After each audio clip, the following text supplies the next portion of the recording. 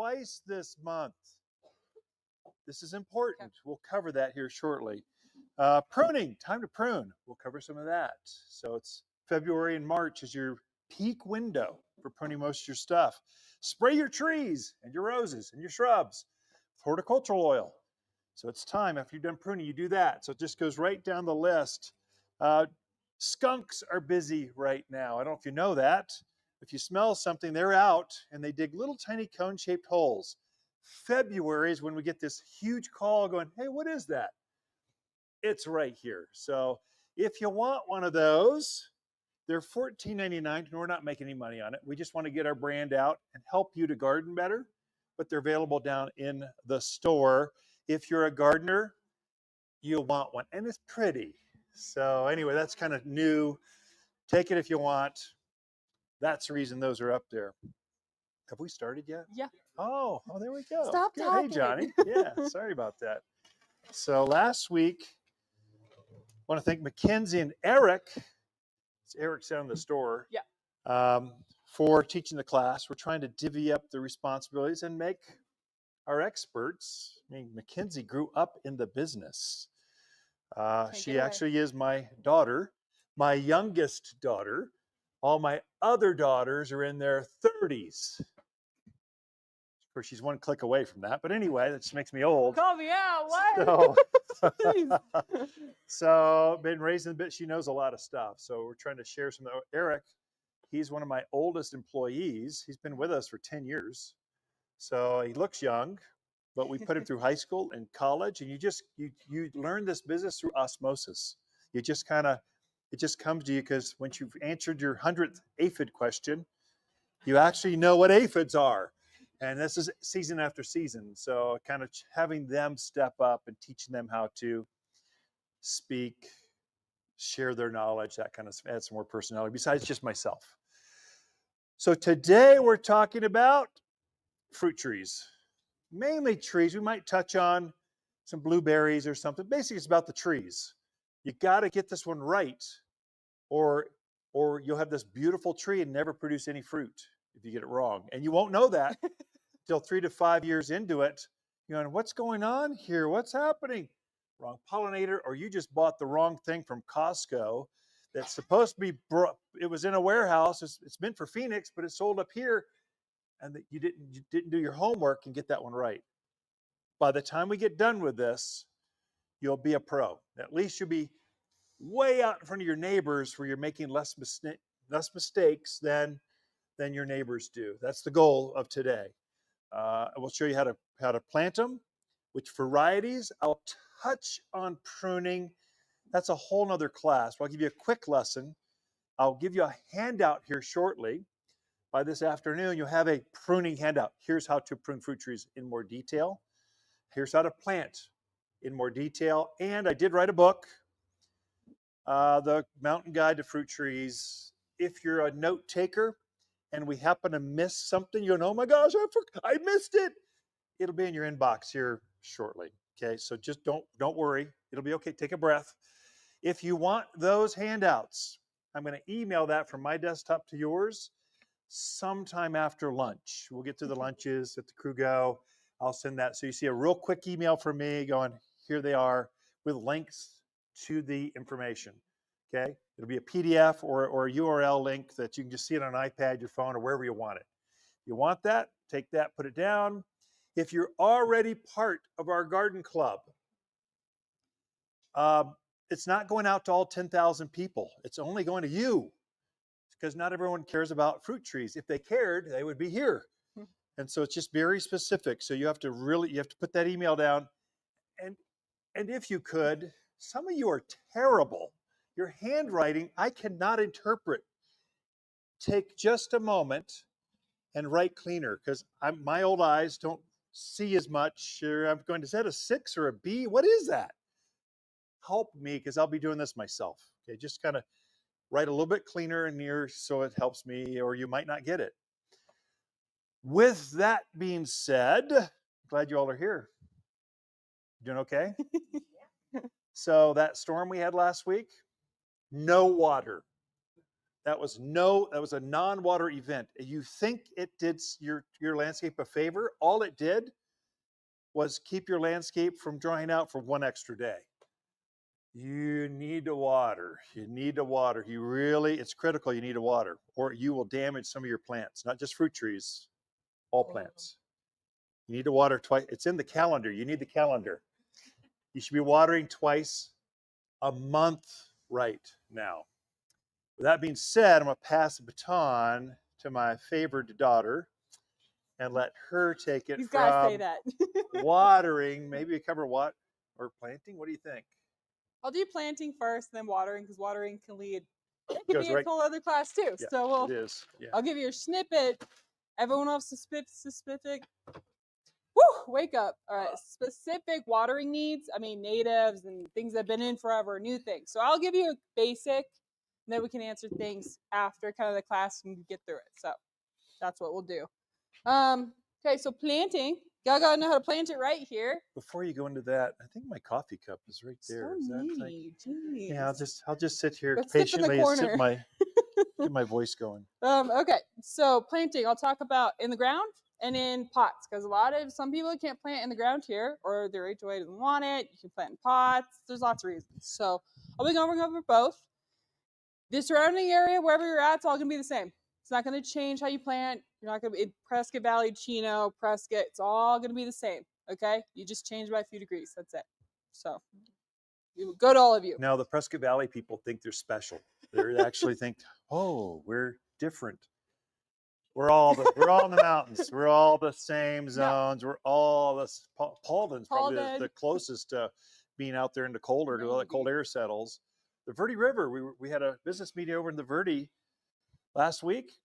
That cold air settles right down on the river, and it is brutally cold right there. So it depends more on what elevation than what town you live in. So anyway, we're all the same, what she said. Okay. Sorry. So I'll go over pots first, and then I'll go to the ground, because that takes a little bit longer. So we have a really nice, beautiful peach tree that's not the dwarf variety in a pot. So you can almost do any fruit tree in a pot. You just have to pick the size.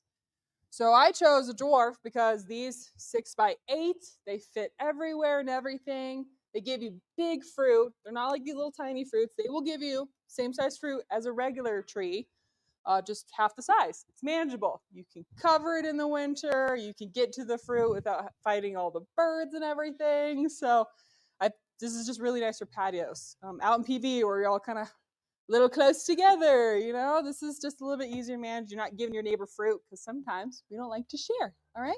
I don't like to share. Fighting for siblings, I don't share well. So yeah, this is a dwarf peach. This is a kind of that yellow inside, really, really sweet. That's why I loved it. I picked it. Okay, this is just a good sized pot. Can they see that on camera? Can you see it? Okay. I can help you with that. Sure, I got you. There you go. Is that what you're doing? Yeah. So this I picked because this is a good size pot for the dwarfs. Okay. So it's probably 3 or 4 inches bigger than the pot itself. Okay. 3 or 4 inches wider. Got a really good root depth.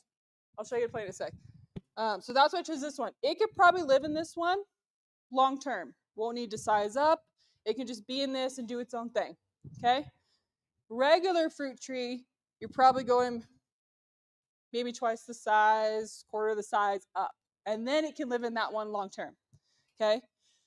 In a pot, you may not get as much lifespan out of the trees as you would in the ground. Like I think ours produced for 10 years, 15 years. Yeah, I get about 10 years, and then they finally get root bound. I go, and I'm tired of them by then anyway. So kind of, I'm going to switch it from peaches to cherries or something. Yeah. So they can go a long time in pots, just not as long as they would in the ground. So just realize that. They outlive it. But it still looks beautiful. Still looks nice.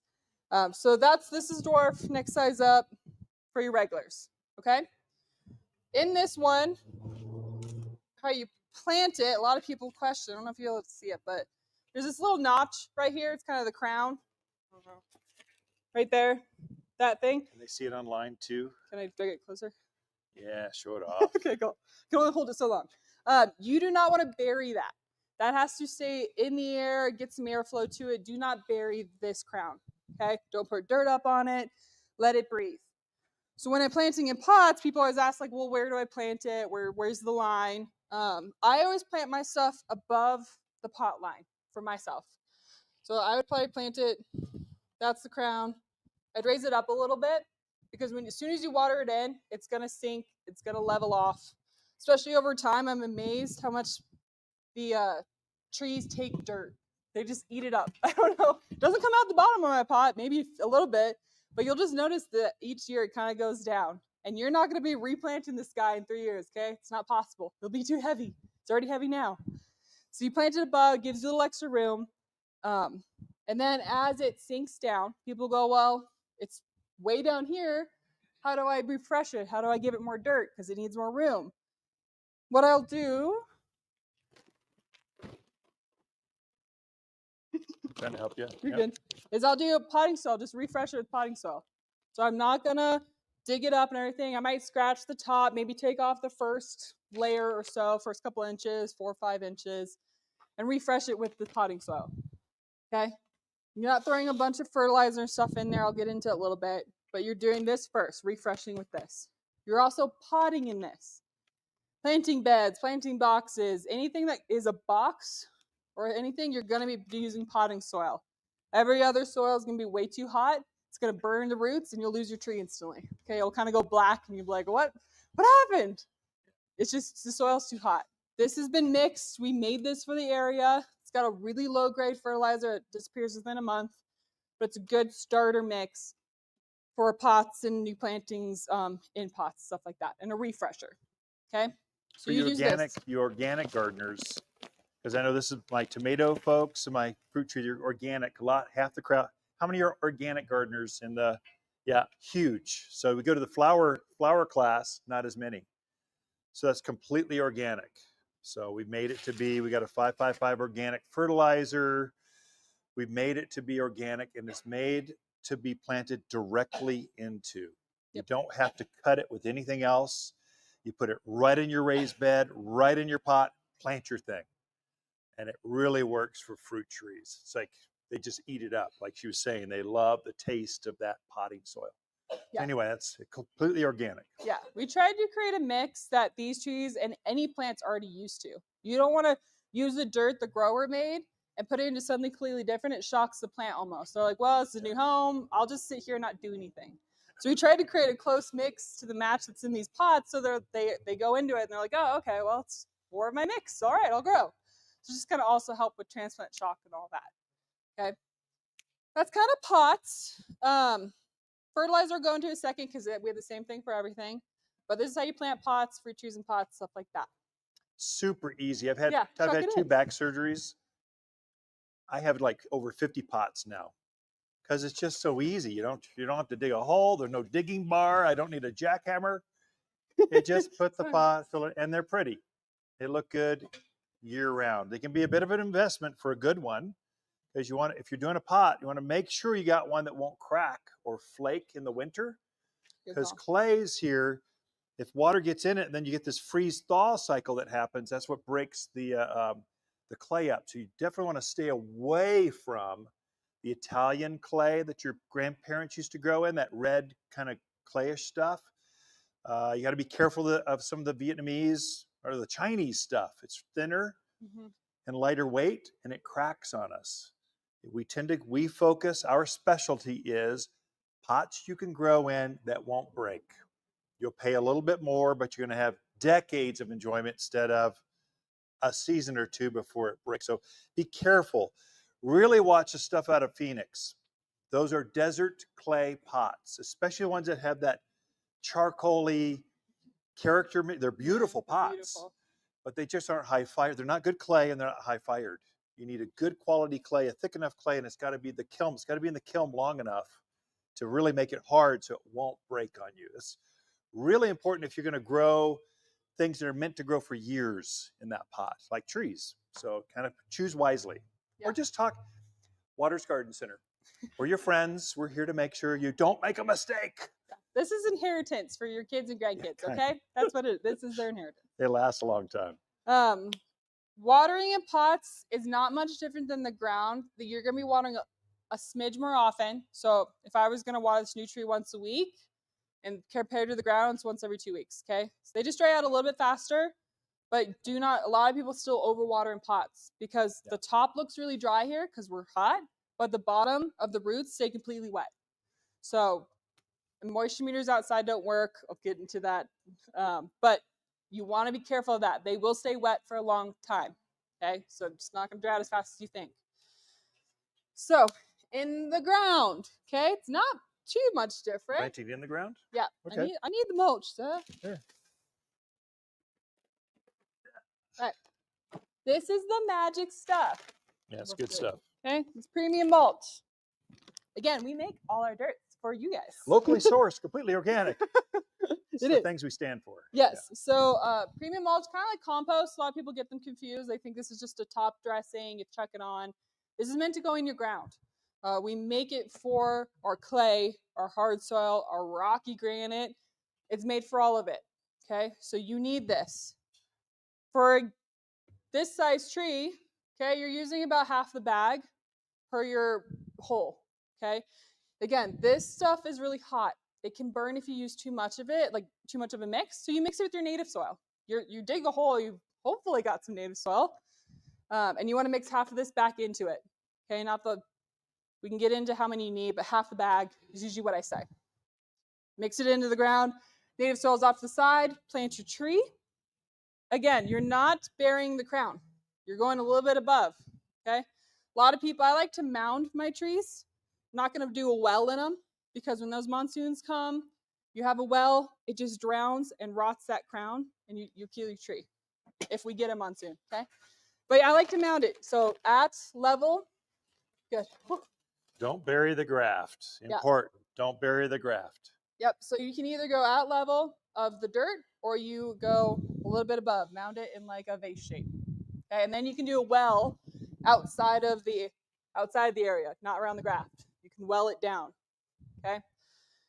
When you plant, I think this is a 7-gallon. Okay. You're going twice as wide as the pot. You're digging out twice as wide. Okay. You need to give it room. Things do not go down here. Roots don't go down. They go out. We don't get tapered roots. That clay is too hard. They can't dig through it. So they're like, we'll just go sideways. So you need to dig it wide. Same depth as the pot. That's as deep as it needs to be. Same depth. Now when you dig, if you find a cement layer, okay, they're fun. Took me an hour to dig past one. You need to get around that. Okay, if you have a cement clay layer, it's a thick layer, it will sit in a bathtub and drown. Okay, you need to get past that. Dig past it, drill past it, jackhammer past it. You need to get past the layer. It's not super thick. It's not going to be taking forever, but it is, about a foot deep usually. In Prescott Valley, they call that caliche. If you haven't heard that word before, it's a serious. It affects your plants terribly. Yeah. Yeah. So you gotta dig past it. I like to dig my hole first.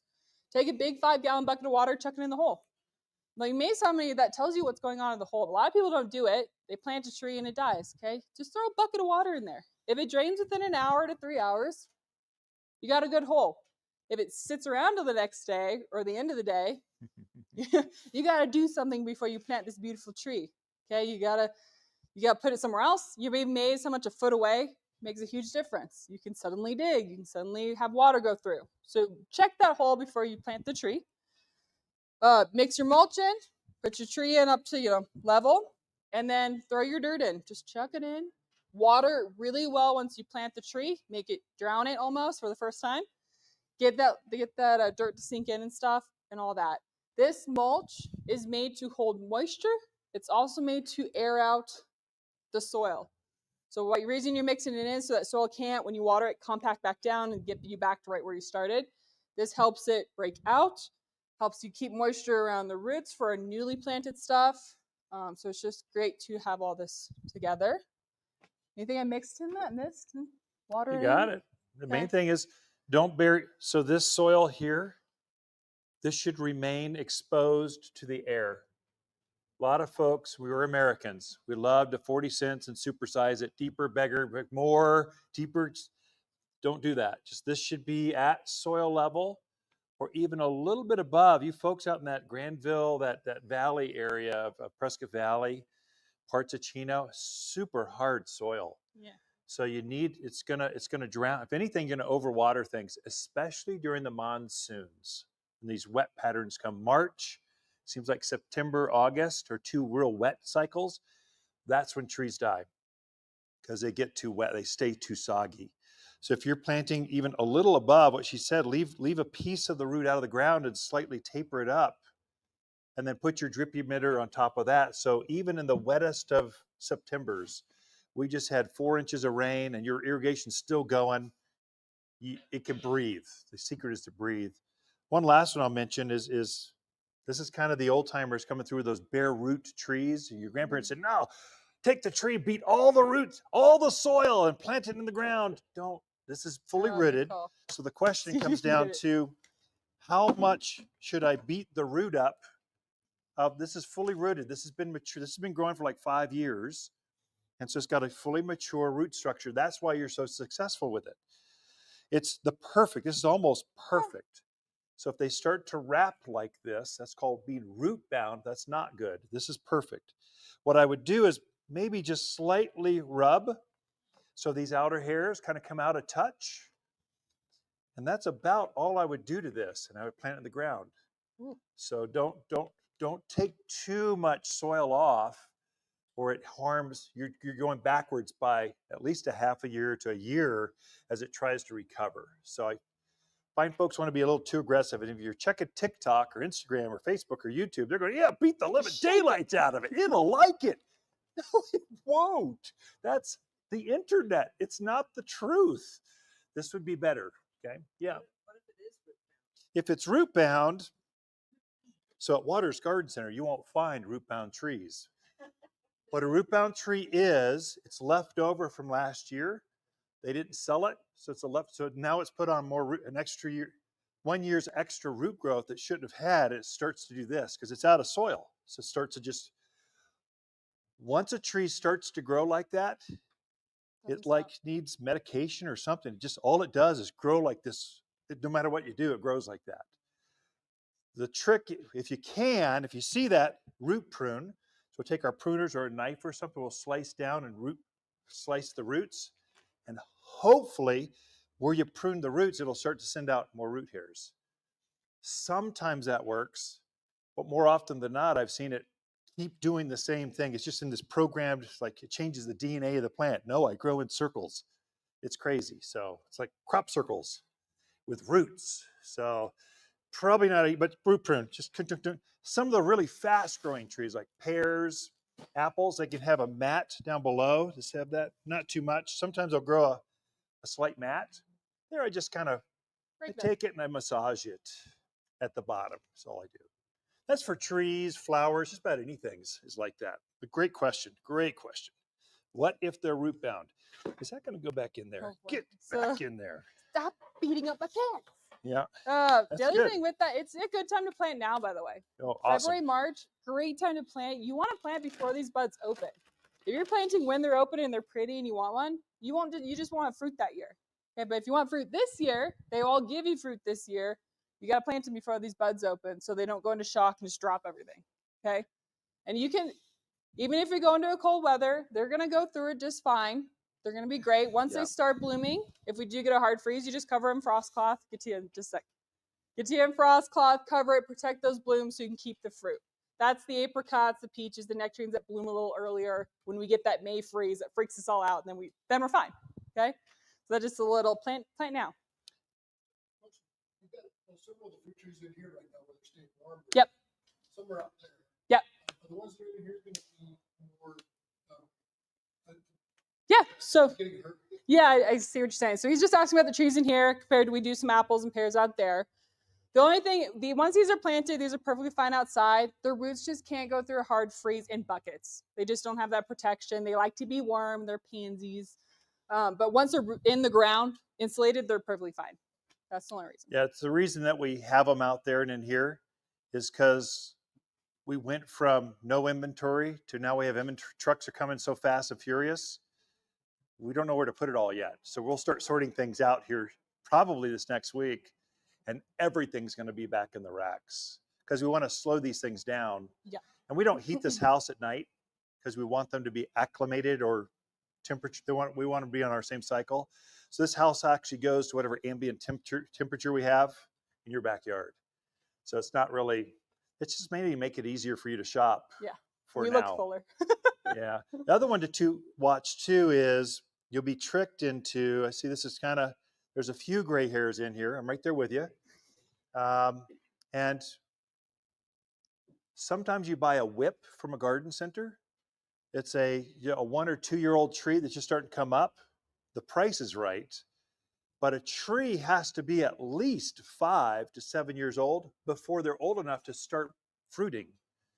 So if you don't want to wait, if you want fruit like anytime in the near future, you want to plant a more mature tree that's at least 5 to 7 years old. All of our trees here at Waters Garden Center, they're all old enough. They will fruit right in the racks. We know who our customers are, and they're after like faster gratification. I don't want to wait 3 to 5 years before it starts to fruit finally. So watch that one too. Sometimes I've found people buy things from the box, the big blue orange box, and they're only after value. They're only after price. They don't care about when it's going to fruit. And so it's 4 years in, they're going, I don't know why it's not fruiting. I can tell you why. It wasn't old enough to start fruiting until now. Yep. Or it's pollination. Maybe I should cover pollination stuff. Yeah, I'm almost done. Let me just do this. Go for it. That's, yeah. So last thing you want to do is newly planted trees. You want to start off with root and grow. Fermented tea, it's a 221, super low. This will help with transplant shock. And anything new, you can use it on anything. We're just talking about fruit trees. So it's a really brown liquid. Mix it in water. It's like 2 capfuls per gallon. Water your new stuff, planted stuff, every 2 weeks until you get some new growth, or until they start popping. So about a month or 2. Okay. Magic stuff in a bottle, completely organic. Yeah. So. Root and grow. It's root and grow. You can take a picture of it later. So what you can do too is and you'll have a handout here in your inbox shortly on all this. It'll be here's the 3 things you need to do. What she just said with a picture of all of that. So I'll give you a checklist, what you need. So it'll be here for you shortly. Yep. Once you go past 3 or 4 months, it's kind of in its home. It's past the shock. You don't want to just stay with the liquid. It's not strong enough long term because we have nothing in our soil. So it uses that instantly, and then your nutrients are gone. You got to replace that with something a little bit better. This is fruit and vegetable food. Okay. This is what you'd move into. This is, again, organic. It's a 6447. So really, it's not your 10-10-10s, your synthetics that you find everywhere. This is a little bit more low grade, but it lasts 3 to 4 months. So it breaks down over time and the weather over 3 to 4 months. So we say use it 4 times a year. So I think the next one's what, Easter? Well, it's now, really. Now. If you haven't done it this spring, it's do it organic. Now. Just do it while you're planting. Yeah, now, 4th of July, Halloween, and New Year's. I like to go by holidays, okay? I can't keep track of time. So you chuck this down. Now, I'm kind of a lazy gardener. I don't always measure things in the ground. I just chuck it out there. But it does give you instructions. Usually it's 2 cups per inch of tree trunk diameter. Okay, so this, probably 4 to 6 cups on this guy. Okay, really great. This one is made for fruit and vegetables, specifically because it has the calcium. We have a huge calcium deficiency here. If you notice, especially in your tomatoes, or cracking on your tomatoes, cracking on your fruit tree, your peaches especially, I think apples get it. They need calcium. They need that help. Otherwise, you can eat the fruit, just looks not as nice, okay? This has that extra calcium, that 7% calcium. So you don't have to just add in straight calcium nitrate. You can do this all together to help your tree, and it just makes bigger, better fruit for you, makes it super nice, and all of that. You do water it in. Once you get it down, just water it in lightly, just so that way, animals aren't getting into it. Dogs do tend to like it. It's organic. Yeah, just don't keep it in piles, and don't keep it where your dogs can get to it. They're not going to go out in your yard if it's in a layer watered in. They're not going to go and dig for it, okay? Just be smart about where you put it. Yeah, anything else on that? Organic fertilizer. I'm big into, I love the science of fertilizers. I like killing bugs. I like to watch weeds wither and die. It brings joy to me. And so I've made some fertilizers for here because this is a weird place. Yeah. And so I know you're going to struggle with calcium deficiency. We all do. Your apple, your fruit will be smaller and it'll be flavorless. Calcium is what brings out the flavor of your vegetables and your fruits, and it makes them larger.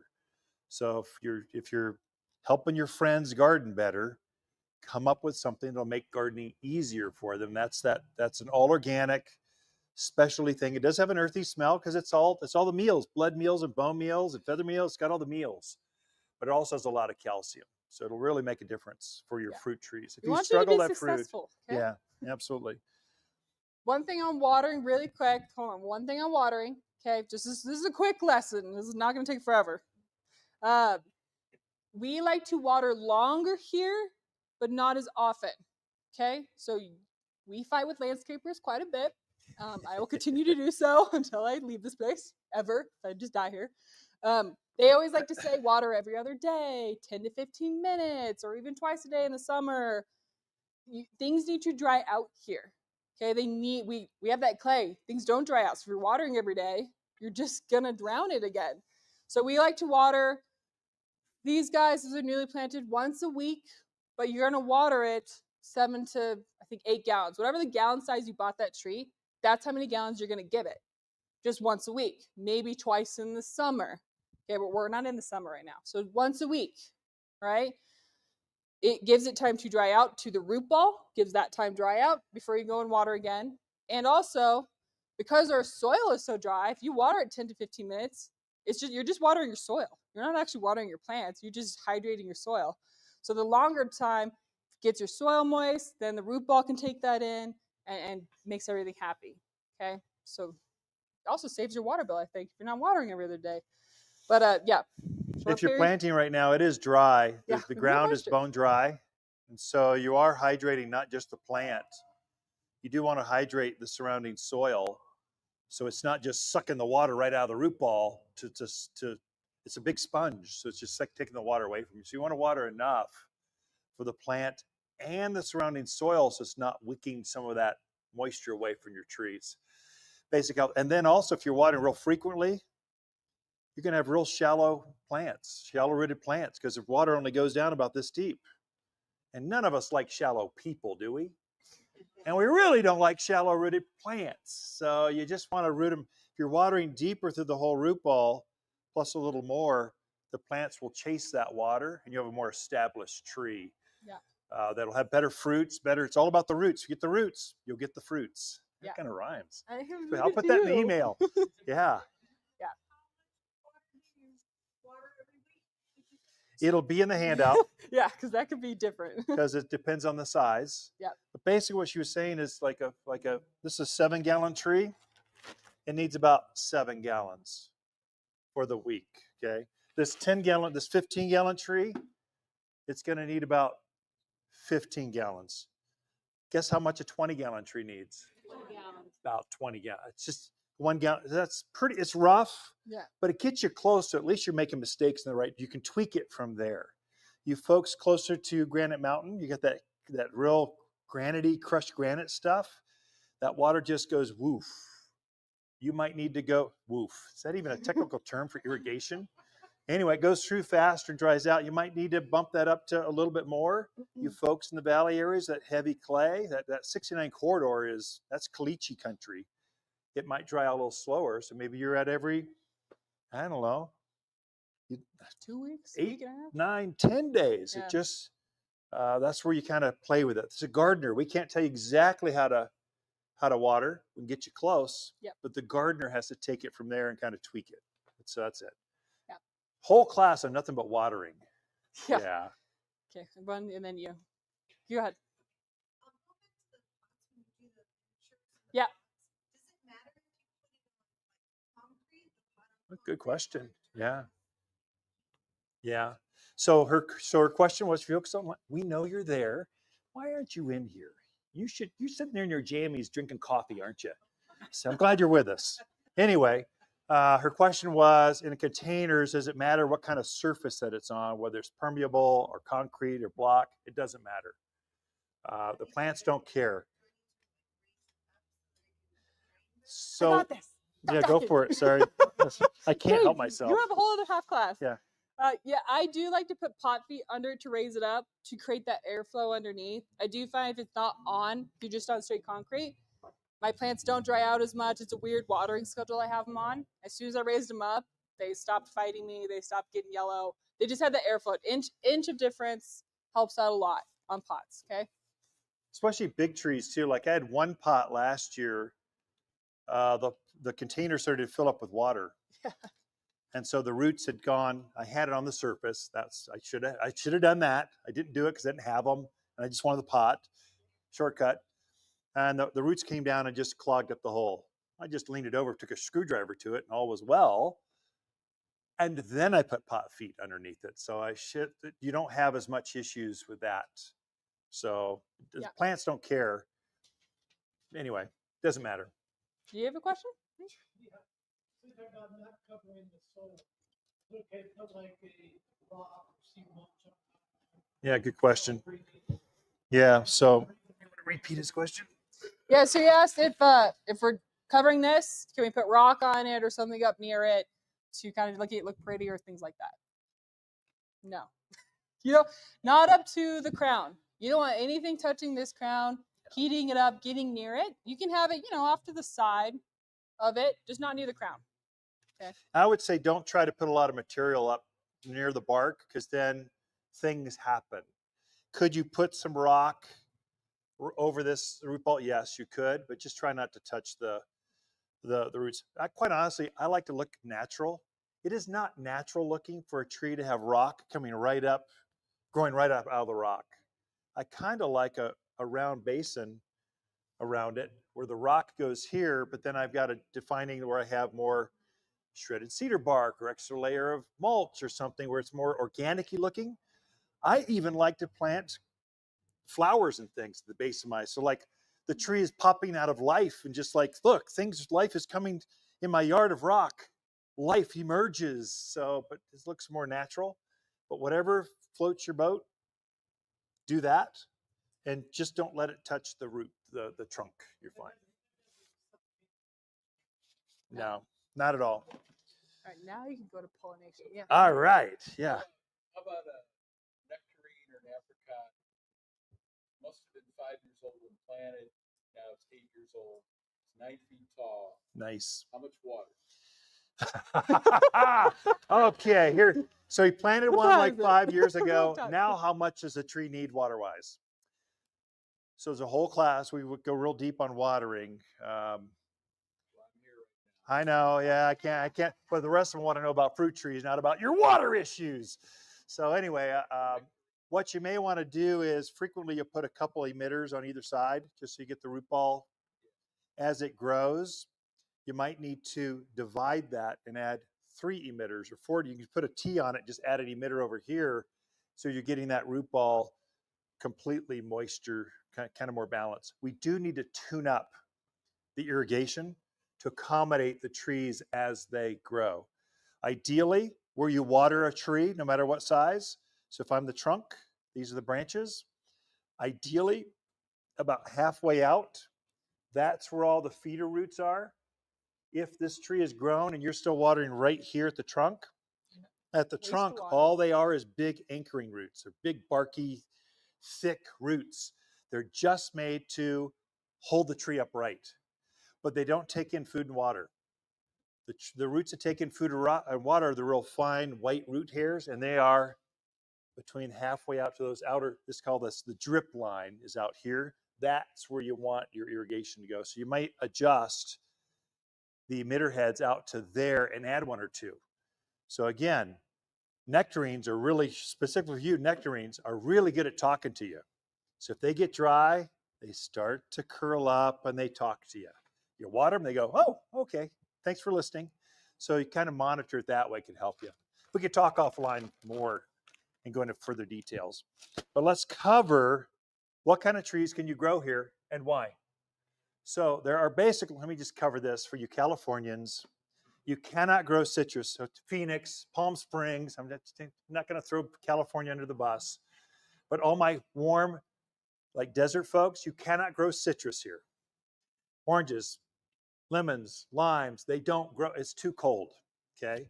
Avocados, you cannot grow here. It's too cold. Okay. They'll grow through the summer and then they get obliterated in the winter. With that being said, what can you grow? Fabulous apples and pears, like better than the grocery store, melt in your mouth. Oh my gosh, I can't believe fruit could taste this good. Apples and pears. Peaches, cherries, nectarines, apricots, plums, they all grow here. Those are your people. Persimmons can grow here. Nuts. So we're at this edge where nuts kind of struggle. So pecan trees grow down in the valley. So if you're down towards Dewey, Mayer, Humboldt, probably that's the pecan. You can start to grow pecans. Up here in the Prescott Valley, Prescott, there'll be a beautiful tree. They just won't produce pecans. Almonds do amazing here. Walnuts, you can grow some of those. So those are kind of your fruiting or nut kind of plants. Just to touch while we're on that, we're riffing on fruits, blackberries, raspberries, boysenberry, blueberries, strawberries, they all do really, really well here. They love this bright days, cool nights. Just a second. So with those being said, which ones produce the best? There are some that are better than others. I would say if you're going to start with apples and pears because they're the last to bloom in spring. They wait until this frost level is out, and then they go, oh, I think it's safe, bloom. And so then they start setting fruit. So they're just because they bloom just a couple weeks later than peaches and cherries would be the next ones. So peaches and cherries they bloom before apples and pears, but after apricots. They're the first to bloom. So apricots are either feast or famine. You ever have so many? I don't know. You better have friends with extra cans and jars, or you'll have 7. That's how many you're gonna have. So don't share them. They're all mine. All 7 of them. So it's feast or famine because they bloom first. Usually in April they're starting to bloom. Well, our average last frost date, what we gardeners use as a demarcation line, it's Mother's Day is the last frost date. It's a little rough, but 100 years of data says it lands on May 8th. Now you folks in Prescott Valley, you think you're special, and you are. Yours is May 7th. So you're a day before. You're a little bit warmer. You're so much warmer. Basically, we're on the same time frame. Mother's Day is kind of our locals use that as we should be really wary until that date, and then frost is done. So if plants are blooming before that, they're at risk of being frozen. So if they got a flower, it could freeze and die. If it's got a fruit, what happens when you put a plum inside your freezer and let it freeze and pull it back out? It turns to mush. It does that on the tree as well. And so you want to make sure you get plants that bloom as late as possible into the season. And that's where the desert varieties, they're not your friend. So they'll have great desert apples with 200 chilling hours, and they'll be blooming into February, March. What are the chances of getting through 6 weeks of early spring here and not having a frost, even a snow? It'll be a beautiful tree, but it will never have fruit because they get frozen. So you want to have varieties that are as late as possible. And so we curate that for you here. We're purposely getting ones that have proven. So yeah, apricots bloom sooner, but the Tiltons and Harcots, they're the most consistent. When they fruit, those are the ones you want. You want to stay away from some of the other desert varieties. So we're trying to get you fruits that bloom as late as possible because we want you to have fruit. That's why you're here. And so the progression is going to be start with apples and pears, then move to cherries, peaches, then you go into plums, and then nectarines and apricots are kind of the first ones to bloom in spring. And that's kind of the rotation. With that being said, if your heart is on an elephant heart plum, go for it. I know it blooms a little bit earlier than apples and pears, but that's your thing. You can cover those, protect those. There's some things that you can do to help them. When you're planting, seems like everyone wants to put fruit trees. I don't know why this is, some curse, but they want to put it down the dry wash, down below. Nature will water it itself. It's where the ranchers used to do it. That's also where the cold air settles in the spring. You're better off planting if you've got a grade, you're better planting a fruit tree a little further up the hill, next to the artificial turf or the lawn.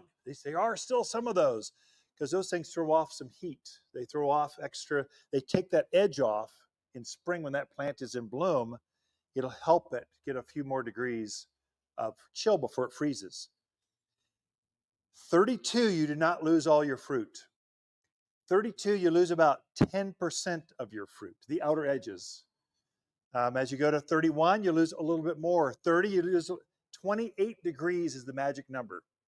At 28 degrees, all hope is lost of fruit, because that cold permeates the entire, from inside to outside. It gets all of it.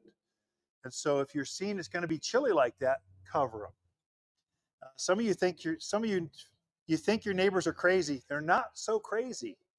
There's a reason they got a net and a light up under. They put Christmas trees into their Christmas lights into their trees. They're trying to put just enough heat in the core of that tree to kind of protect those lights. And you can do the same thing. There's tricks to that. What we'll do is, if you're part of our garden club, we'll probably really watch I'll try to send an alert out going, I think it might just freeze tonight. Be careful. So we'll try to send a quick email out going, oh, watch the weather tonight. You might lose your fruit or your flowers or whatever. So look for those.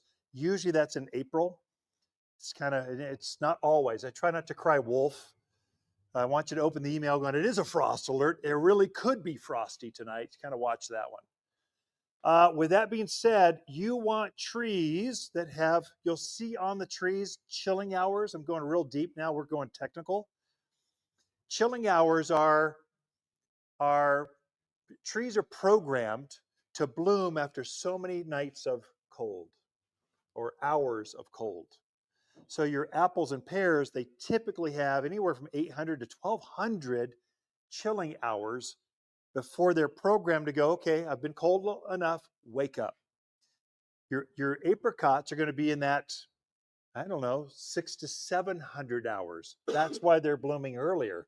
They don't need as much cold to start going, okay, it's spring, let's go. It's like a ticking clock.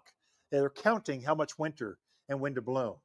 So you're going to want chilling hours that are at least, I would say, 700 hours or more for the mountains of Arizona. And some of your desert varieties, they only need 200, 300, 400 hours. They're blooming really early. If you're growing fruit down in Phoenix, you need to bloom as soon as you can, because come summer, that fruit just vaporizes. You're trying to harvest before the heat. We're not doing that here. We want to have it bloom as late as possible, because our summers, I mean, who lives 10 miles from the sun? That's crazy. Who lives in Phoenix? That's nuts. Come up to God's country where it's not that hot in the summer, and your plants can still produce fruit through the season.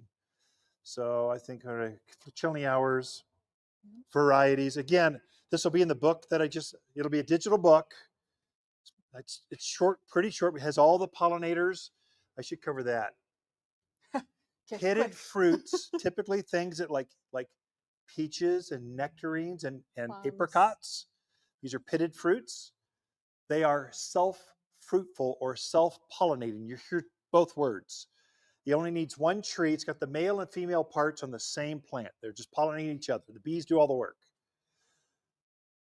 Cherries, there's a few cherries that will self-pollinate, but most cherries prefer a buddy.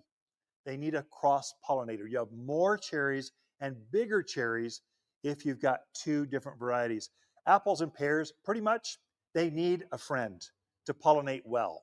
Yeah. There's maybe one or two varieties that produce by themselves, and that's kind of weak, just sec. So apples and pears, and it can't be the same. You can't have two Honeycrisp apples. Plants don't go, they need a different variety. So Fuji and Macintosh, Golden Delicious and Galas, they cross-pollinate each other. If you get the same variety, they won't. The next question comes, how close do they need to be? It always comes up. Let me just cover that. Okay. Bees are not very smart. I know I love bees. I'm a pollinator. I love pollinators, but they're not very, if you put a barn in between the trees, they're not going to find it. A shed, a house, they're not going to find it. It's got to be line of sight. They're just going, oh, where's the next tree? And they go right to it. Almost any distance, as long as it's straight line of sight, the bees will travel. They do. So your trees don't have to be side by side. They just need to be in the front yard so the bees can do their thing. Or your neighbor's tree can pollinate your trees as well. But you got to have the right variety. So you got to do a little homework or come help us. We love helping you. Let's look at the charts. The end of our fruit tree racks tell you there's a chart there going, here's the pollinator chart. It'll just, or you'll have the book here shortly. You can just print it out, put it in your garden journal. It'll be which ones, but get that pollination right or you won't have fruit. And then get the right chilling hours so it blooms later in the season or you won't have fruit. So it's kind of some quick, again, you have a really technical, but you'll have all the documents here shortly, okay? I want to say one thing. Yeah, go ahead. Oh, stop talking. Sorry. On my edge. Let me take a breath. I also teach garden classes at the college. So. Really quick, if you have older fruit trees, something that might help, and we'll get to your questions. We might have to answer them at the end just because it's a big group. We got to kind of keep it going. And so if you're struggling a little bit with bees at all coming, and you're like, well, it blooms great. There's just no bees. I got nothing. Something that might help is having pollinator plants around the base of it. And almost not just summer pollinators. You want spring pollinator flowers to bring the bees in early and to keep them around. So this is a winter heath, mountain heath, other names, purple and white. They have been flocking to this as soon as we got them. Like we had no bees. We were like, where are they at? As soon as we got these in, they just suddenly showed up. It was magic. Okay. You need the bees. If you don't like them, that's on you. But people get scared. You need these around it. These are great to start. So if you have these early spring, they'll bring them around. And then you plant your summer flowers and it keeps them around through the summer, just through your blooming season on your fruit trees. So there's something, a little trick, keep them around. They pollinate this, they go to a fruit tree, and then they'll go to your next one. Okay, so something to think about if you're struggling with bees. Heath, rosemary, all those early Lavender. spring things. No. Bees they're hungry because they've been hibernating all winter. And so it's about when your fruit trees are starting to bloom, they're sort of attracted to it, but you can woo those bees in, get them used to coming to your place early, just because they're hungry. They're looking for flowers. And there's certain tastes they really like, boxwoods and forsythias, lilacs. These are all the things they just love. And I would say that goes for your vegetable gardens too. Yeah. I like planting flowers in my vegetable garden because everyone's always complaining about their squash didn't produce fruit or it's started growing and then it fell off. Those are all pollination issues. Just stop complaining about there's no bees. Just put some things the bees love and you'll have bees. Yeah. The native populations are actually going up right now. It's the agricultural domesticated bees. There's something going on there. We don't know what it is. We've got universities looking at it, but the populations are going down. It's like dangerous. We need to figure this out. But natively, they seem to be doing better. Bee-wise, butterflies are not doing better. Butterflies are struggling. So I guess it depends. Anyway, I go off on a tangent. You want to do pruning? Oh, pruning. Yeah, I could do that. Sure. Pruning's important. It's important here. Pruning. Okay. I had a tree I was going to do. It was where's that peach tree? This little one? No, it was a big one. Alberta? Let's see what else I got. Bring me that one, right? Bring me that plum. I'll do that. I'll bring you the hardest one to get. Yeah. So pruning, I got a whole class on pruning. I'll have a handout to you. You folks online, look on the right-hand side. The links are there for you already waiting because we know you're going to ask. We're coming in and ask us later. While you're at it, hit the like button, follow, subscribe, because that helps us on Google. They like the small guys as long as you're talking about us. Anyway, okay, with this tree, you're seeing a couple things. You're seeing grafting tape here and here. This is tape.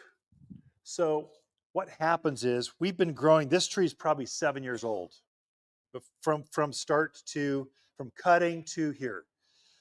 We took a root ball a certain type of root, and we're getting a root ball that is actually better in clay soils. So you can choose the root you're going to graft onto. Our roots we're growing for this climate, and then we graft that specific tree. This is a burgundy plum onto that rootstock. So we're trying to get a hardier tree. Notice our plants grow. There's a reason for that because we're picking rootstock plant soils for here. So you see a graft here. That's what she said not to bury. You saw a graft right here because as it was growing, what a tree will do, it'll just shoot straight up and it won't have side branches. And we're going, we want a beautiful tree, not just a whip. So we'll actually cut it off and then we'll graft another stem onto it so it starts to force that energy to the sides. And we'll do that as it grows. So we did it here, here, and here. So every tree we have here at Waters, we don't start by seed because you get no consistency. We want exact clones. We want copies of the most beautiful plum tree you've ever seen. We'll take a cutting from that and go, we'll get another one of those. So we're strategically getting the best of the best in our trees. You do that by grafting. So don't worry about tape. It's a good thing. But that's what that is. And every tree you see will have that. Now, pruning out in your yard. What do you do with this thing? Sometimes they're a mess, especially your pitted fruits. They love growing into each other. What you're wanting is a tree that has a nice trunk that will hold weight with the scaffolding or the structure that as it loads up with 50 to 100 pounds of fruit can hold all that fruit. So you're trying to train the tree to be stronger. So what I start with is any damaged, no matter how big the tree is, any damaged branch, cut it off. Just start with that because you don't know where to start otherwise. And this one's got a broken branch right here. I'll just cut with that. Any other broken, I can't help myself, but any broken or dead branches, start with that. And instantly you'll start to see the structure of the plant coming to life. Then I start with what's growing into the inside. So they naturally want to grow to the inside and choke themselves out. I don't know why they want to do that. I'd like to grow out and be beautiful and just open to the air. That's what you want. But they seem to grow into each other and choke and clog up the inside of the tree. Especially apples. If it gets clogged up, you get disease, things happen that aren't good. So I'll just take any branches growing to the inside of the structure, and I just start cutting that thing out of there. If it's crossing, I don't want it. So donk, donk, donk. It's gonna be hard for some of you to watch. It's gonna be okay, all right? No, they actually helps the tray. they like being cut on. So anything that's going to the inside. Another one too, like with maples and things, locusts, apples sometimes, they like growing to the ground. I don't know why they grow straight down to the ground. I'm well over 6 foot. I don't like ducking below my tree. I don't want to ding my head. So all of my trees are pruned up to about 6'2" to 6'3". So I just walk underneath and I'm fine. You'll hear all kinds of craziness on the internet. I don't know what AI will come up. They'll probably hallucinate some weird thing. Here's what it comes down to. If you're 5'8", the tree is perfectly happy growing at 5'10". If you're a gal, it's cute thing at 5'2", go to 5'4". I'm well over 6. They don't care what height the tree is pruned down to. Go with what's comfortable for you. Most of my trees are also shade trees. They're not just meant to produce fruit, they're meant to be beautiful. And so if you're reading the agricultural stuff, the ag folks, they want the scaffolding or the structure real low to the ground and then growing like this because they want the workers to come through and just pick the fruit like this. Well, that may or may not work in your backyard. If you want a shade tree on the back patio that you get up after sipping your tea in the morning and pick a nice cherries or plum or something, you might want a bigger structure. So I generally train mine to grow up and then out. So I get some, and I'll keep it down where I can pick it either with a fruit picker or something, but I kind of want some size to it. So I have an accent piece as well. So there's different ways. There's no right or wrong. Do what looks good for you. The tree doesn't care. It's going to produce fruit. It does care a bunch of stuff was going inside and clogging up. So there's another one. Let's see, come on. What else is crossing? There's a damaged one. This one, see this is a major one right here, but you can see I've got branches coming here, some going here. I think I'm going to cut this one out. Question is, do I cut this one off or do I cut this one out? And I don't know the answer. But you know what? If you make a mistake, you can fertilize it. It will start to grow. You can always correct later. This is not life and death. This is just getting close. The tree's going to grow like crazy after you do this. So don't be afraid of making a mistake. With that, I think I'm going to cut this one. So, yeah. I've heard you should not prune more than 25% of the branches. oh, good. So she's saying she's heard you shouldn't prune more than 25% of the branches off in any one given season. Actually, what the book says is 30% of the foliage mass can be pruned off at one time, mainly during the winter season when it's dormant. You Phoenix folks, or Phoenix transplants, you're no longer Phoenix folks, you're part of us now. Well, And so those folks, they prune really early, like November. Yeah. Well, you don't want to prune that early here. We still have a lot of bugs, disease are going on. You want to prune while the sap is slowed down this winter and the bugs are hibernating somewhere else. So they're not attracted to those cuts. That's January, February, first part of March. That's your window for pruning fruit trees. Okay, so that's up to 30%. Now you can prune 10% of the foliage mass whenever you want. They don't care. That's a branch coming out and all of a sudden it's dinging you in the head or catching you when you're trying to go off the front patio or something. You can prune back that branch whenever you want. So, but the majority of it is going to be in January, February, first part of March. Let me finish through this. Hold on. Am I done here? Am I done here? Am I like done you here? could keep going. Then I would go for things pruning down, growing down from weird directions. Another little tip. So this has got a V-shaped branch coming up. I probably only want one of those because we're trying to get the scaffolding to go. I want a bigger, I don't want two lighter branch. I want one large, sturdy branch. So I'll probably pick one of these and I'll pick the one that's going in the right direction I want it to go to. And that's probably going to be this one. So I'll cut this one right off. So I get that, and it will start growing that way. If you've got a branch way out here like this, so here I've got two branches. I probably don't need both of them. I'd rather just keep probably this one. I'm really tempted to cut it right here. Oh, But that's the whole crowd would go, "Oh." hurts me. So I'll hold. But if you've got a bud, if you got a chance between any of these buds, so you want to cut this one back, or let's cut this one back, and you see buds growing, let me cut this. So this bud right here, if I want this to grow in this direction, I'll cut it back. If I want it to grow in this direction, I'll cut it back here. And now this branch will just start taking off. You can train which direction you want this thing to grow simply by cutting back the branch to the next bud, whichever bud is left, it's going to grow in that direction. It's a real simple tip, but it's a game changer. So this one I prune back to here, it's not going to grow this way. That's no good. So I'm going to take this one, I'm going to grow it probably out to this way. So I'll take it back to here. Now all of a sudden I got a bud going this way. Actually, I'm going to take it and go all the way. Actually, I'm probably He's just gonna going to cut it. He's gonna cut it. Yep, there it is. better. I think that's a better way to go. So My heart. that's almost the perfect tree, the perfect shape. But you see it's now open. I've got a structure I can start to see. And this is a burgundy plum. It puts on a major, delicious, just big, beautiful purple plum that can weight down these branches. Oh, I see a triple. Look at that. Like, One, you're two, gonna go for three. one of these. Cool. That's got to go. I'll probably just keep that one and keep these two.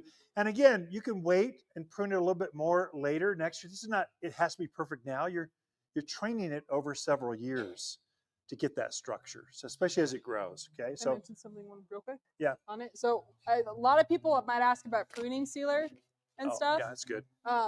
You can debate me Go on for it. this. I don't prefer it because you risk trapping things in your bark, in your new cuts. So I mean, unless it's like a pretty big gouge you're trying to do, if it's little stuff like this, maybe even like a little bit bigger. I don't like, it will heal itself over.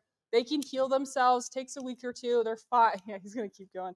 It's A week hard. or two, and they'll be fine. So I don't like pruning sealer. You risk trapping fungal, trapping bacteria, trapping bugs. So That's that just, black and it's just tar black stuff, ugly. the black paint stuff. Yeah. Why do That's you what want she's talking that? about. Yeah. So really, by pruning now, because the sap is not flowing, you don't need pruning sealer. It's not going to leak out and ooze stuff because the sap isn't flowing yet. Yeah. In another month or so, it will be. So then you might need to, if bugs are out, I've seen a lot of aphids and ciliads, things are out. They're going to be attracted to those cups if the sap is flowing. That's when you might get, or if deer come in and scrape up the bark as the bucks are in there rubbing the velvet off their antlers. That's where you use the pruning paint kind of. So we can help you those techniques as we get into it. We also have tree gauze, so if you don't like the paint, tree gauze, it's just like a wrap, keeps things Wrapping. out, but it creates airflow. That's my favorite. I like that. 'Cause you can take it off, looks great afterwards and all that. Okay. When you're done pruning, we do have bugs. Yeah. Bugs are there still. They went underneath the litter. They're in the nooks and crannies of your trees. They're hibernating. They're waiting to come out, but it's still cold. And so you do want to clean this thing up and make sure all the eggs that were laid last fall, all the things that will come after your trees, you want to just clean it up. They can still fly in spring, but at least we start clean. And there you're using the horticultural oil, completely organic, probably the least expensive, least offensive, this is the best for the environment you can spray. It's just basically like a baby's oil, but it coats the eggs of the insects and it suffocates them so they don't come out. If a bug is sitting there hibernating in the nooks and crannies of that apple tree, it'll coat them and it just suffocates them. It's a very pleasant winter death. They're just going to slowly go to sleep and never come back again for you. So this is pretty important. I would say the whole yard, especially those things, say roses, aphids on roses, or things where you know you've got some bugs. Spray this. And I usually do it after I'm done pruning. You could do it before, but then you're wasting a bunch of this on things you're going to prune anyway. It's more economical, just easier to spray by doing it pruning first, then hit it with your horticultural oil. Okay, it's a good restart for your yard for the coming season. It's not going to be in June when we have those bugs come back. It's not going to just protect against that. It just restarts, get you going, so you don't have to worry about your plants when they start to come out. It's safe for birds. Safe for birds, it's safe for things, just not for a bug, not for insects. Yeah. I would say don't spray your birds with it because they're going to fly off. Some common sense is good, but it's an oil. Could you stick your hand in it? Yeah, I don't advise it, but yeah, you probably couldn't be okay. So it's as safe as you can get and kill off bugs. We should cover one last thing. Apples and pears can get a worm. They call it codling moth. They have an entire class on just insects, but really cursory. There's a worm that gets in the apples. That's the one where you get the fear is you bite in and what's left is one wiggling worm in the fruit. That's codling moth. Okay, super easy to take care of by using horticultural oil. And we have a codling moth trap that we put in the tree and it just attracts them. When you start to see them in your trap, you go, oh, they're out getting on my fruit. Spray it right then. It's a monitor on when to spray. Pitted fruits generally don't have a lot of problems with insects. They got more leaf spot. You'll have what's called shot hole. Looks like someone took a shotgun to the middle of the tree and just put little holes in it. That's a leaf disease. That's going to be best controlled by pruning. Just get more open air, get more light in the center of this, and you'll have less problems. But if you do see that, we have some all organic sprays that we can help you with. So not to cover all the insects and disease, but as you see things, come bring it in, and we've got experts and a huge microscope. If you want to see what an aphid looks like with his fangs and 8 eyes up close, we've got that tool in the store. We can help you. It's scary, it's spooky, but we can also show you a spray how to deal with that. So don't worry. You will have to do a little bit more gardening with fruit trees, but it's easy to correct. The definition of an orchard, anyone know what it is? 7 trees or more is an orchard. Yep. Less than 7 trees is a backyard garden. Just so you know, just definitely now you can share that next cocktail party over at Super Bowl tomorrow. You know what a orchard is, don't you? I learned this over at Waters. This crazy guy shared this with 7 trees. 7, yeah, 7 trees. Yeah. Anyway, with that, there are a lot of questions. Yeah. We've got an hour and 10 minutes. Generally, we try to go an hour. Why don't we take like 5, 2 from here, 2 from there, and then we'll hang for as long as we want. We didn't get you. We'll see where it goes. Why don't you take the first one over there, and I'll take these folks over here. Okay. Let's get your. Oh, pros and cons of cocktail. You Okay, take that one. Settle in, everyone. No. What is a cocktail tree? Yeah. First of all, so we got a smart gardener here, so Yep. let everyone know what that is. Yep. So cocktail trees are a mix of like 3 to 4 different tree on one stem. Okay. So we have a combo any up here? peach. Are there any up There here? should be one right over there. Oh yeah, right here. Here's a cocktail tree. Yeah. So this tree, we've taken a trunk, a strong root, and we've grafted onto this tree this is a white peach, a Harcot apricot, a Harkin peach, and a nectarine And a plum. and a plum all on the same tree. So you're going to have a cocktail of fruits on the same tree. We've got that for apples and pears and cherries. It's got to be related genetics, but you couldn't graft an apple onto this. Not the same genetics, but you can all these other pitted fruits. So that's what a cocktail tree is. Good. Yeah, it's really nice. If you have a small garden, you can't have 7 trees, but you need a pollinator. These guys will give you pollinators all on the same tree. Even combo cherries, combo pears, where it's all just 4 pears on it, 4 cherries. They will pollinate each other, feed each other, so you don't need multiple trees. I'll get that later. Okay? They do just as well here. They don't have the same watering needs as everything else, same covering needs. They will kind of bloom. This one will kind of bloom at different times because of the different trees, but that's what pollinates all these fruits. Okay. Cons, I mean, sometimes there's a chance of losing a graft, that one tree or something. We don't get it that often. You take care of your stuff, but you could possibly lose a graft, but you'll keep the others. Okay. Because there is 4 different grafts on this one tree. The main thing, the beauty is most of us don't need 5 bushels of the same fruit. It'd be better to have, they ripen at different times on the tree, so you're not harvesting the entire tree all at once. You can take off this sprite of peach, and this one will go, and then you're taking these plums. So it's not an all or nothing thing. The negative is, if you're trying to produce, 18 feet of apple leather or sauces or cannings or whatever, more is merrier. A lot of the smaller yards that we find, this is a better solution because you just don't have room for 7 trees out in the backyard and cross-pollinating the 2 apples because you can't have pears unless you got 2. We've grafted all the varieties that pollinate themselves on the same tree. One tree does all the work. And there's pros and cons. They're pretty because they've got different colors of flowers. And you're better than your neighbor. Right? Different color of the fruits. And it's a great Super Bowl story. I just planted a cocktail tree. You know what those are? Let me tell you, I just have one that's got 2 peaches, an apricot, and a plum, all in the same tree. They can do that? Yeah, I got it over at Waters Garden Center. And you're starting to get the flavor. That's good. Yeah. That's a good question. One more over here. We'll answer more. She's been waiting. Yeah.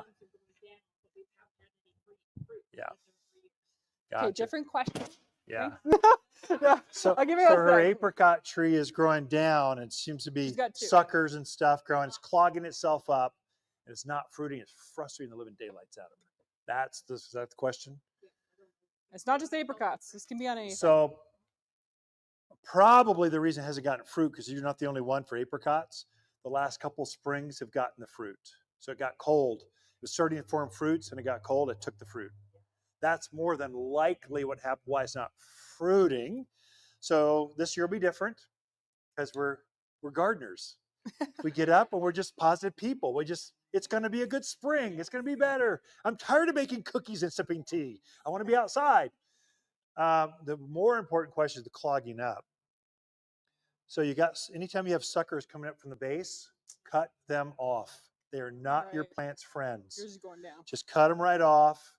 And then anytime plants are growing straight down, you're dinging yourself in the head, cut that dog off. It's You just need to thin it out. irritating. It's just there to irritate you. The tree doesn't care, but, and it's not that pretty when they're growing down. Trees should be bright and cheery and perky, and they should do this for you, not this. Just cut it till it does the way you want it to look. So it's an easy solution. Also food, make sure you fertilize, and that'd be the fruit and vegetable food. It could be a mineral thing. We're into the obscure, but it could be food. It's just not enough to form enough buds. But no brainer, pruning, fertilizing. That's pretty much. A couple over here. What do we got? Pomegranates and figs. You can have both, as long as you get the right variety. Now, there's a lot of pomegranate varieties. We want the ones that are colder hardy. And the same with figs, lots of figs. And you'll notice here they grow a little smaller. So Phoenix, figs are like trees. They're literally trees. They're huge. They don't grow that big up here. And the reason that is, they get reset to ground level every 5 or 7 years or so. When you get a real cold winter, it resets them they to the ground. So it burns off all the top. So figs, generally the big ones, they're growing like big bushes here. And that's the reason they're doing that. Phoenix, it grows trees. Here they grow as bushes. Pretty big bushes. But they will put on that traditional big, melt in your mouth fig. I mean, the gold ones, the turkey, the brown turkey, Chicago Hardies, all of those will grow up here. That's, again, do your homework so you get the right variety, or just shop here at Waters, because that's all we carry. We curate those. We're only going to carry the figs that will produce here, or the pomegranates that will produce here. Pomegranates, in Tucson, they get humongous. Here they'll be a little smaller, but they still put on that big, nice, juicy fruit. Blueberries, they will grow up here. In fact, I'll send you the blueberry handout, just how to grow, in case that's of interest. They do very well here. There's a little trick to get them to produce fruits. The berries will be a little smaller, but they're sweet. They just melt in your mouth like you've never tasted. So you can grow those. Another question here, yeah. Grapes do amazing, absolutely amazing. I mean, really, really well. Of course, you've got some good vineyards over in the Verde, so Page Springs, some of these others. I mean, surprisingly, we didn't think they could do it. They pulled it off. It's kind of makes some good wines, great production. So it's not like Napa Valley, but it's getting closer all the time. If you're a wine snob, it's getting close. So one more right here. How do you prune grapes? Think like I'm the butcher. I'm going to cut you back. I'm going to cut you. Go after it. Have a main trunk, branch coming out, to really cut all that 12, 15, 20 foot cane back, cut it right back. Because grapes produce best on new wood, on new vines. And we can talk off the line and go to our website, okay? It's not a stale 1990s, gosh, I went retro website. It's an encyclopedia. It's got a search bar at the top. Just type in how to prune grapes. It'll be there. I'll have a podcast, a video, and an article all together right there. So that's a great resource. I wish I could figure out how to turn it into a book, but I'm busy running a garden center. But I write an article, I put it there. Keep whining. Yeah. With that, we've gone an hour and 20, so we're far enough. We will hang out as long as you all want. Appreciate you being here. Next week, the sign-up sheet. Does someone have that clipboard someplace? Pass it right up here. She didn't quite get it. So make sure you put your name on there. I'll have 4 handouts to you. How to prune, the book, what we just covered today, how to water and plant. I think this is like page and blueberries. I got to add the blueberry. Note to self, add the blueberry handout. I'll add that, okay? So next week, gardening for newcomers. It's going to be packed. I'm telling you. If that's a new thing, you want to know pH, fertilizers, water, all the different soils, wind, sun. What is real sun? Come up mile in the air and we can tell you. So we're going to go more technical, but it's more the local yokel. Here's frost states. We got to cover all of that in next week's class. Big class. Something to watch too. We're trying something new. So you should belong to our garden club and look for emails from us. I'm not trying to clog your system up, but what we're having is we bring in product like peonies or fruit trees, and we run out so quick that you come in a week later and there's none left, or that variety isn't there. So we've heard this from our customers, and we are trying. We're trying to figure this out. How do we let you know what's coming so you can cherry pick off ahead of time what you want? So you jump to the front of the line. So we're having plant drops. It's kind of a thing. So this week, fruit trees went out. So a cocktail tree, 4 or 5, a collection of fruit trees. It lets you know fruit trees are here, and then it also lets you know, as soon as you buy one, we run out there and grab your name and put it off to the side. So peonies will be in 2 weeks. Peonies we're notorious for running out. And I've got 2 brand new varieties no one has seen before. They're Ito peonies. These are the big boys. There's a beautiful purple, this gorgeous double pink that's coming. The only way you're going to get one of those is if you it'll be in your email, and you'll be able to grab it ahead of time. So you see more of those. I think tomatoes right after that. We've got hundreds of tomatoes over there that are the best variety. It's my favorite variety for here. We're going to let you grab one. I'm sure those are all going to be gone before they even get here. So kind of look for that. That's what's going on. So instead of just here's what we have, going here's what's coming, you can grab it early. So that being said, and don't forget the calendar. Who wants one of these? Oh, in the back. I'll just give this one to you, and everyone else has to buy one for $14.99. You know, everything else is $30, but this is for you. There you go. Oh, thank you. I'll take some clapping now. We can clap. Yeah, Be there we go. We'll bend it. Thanks for coming out. We'll hang as long as you want. He's gonna Surely. end it.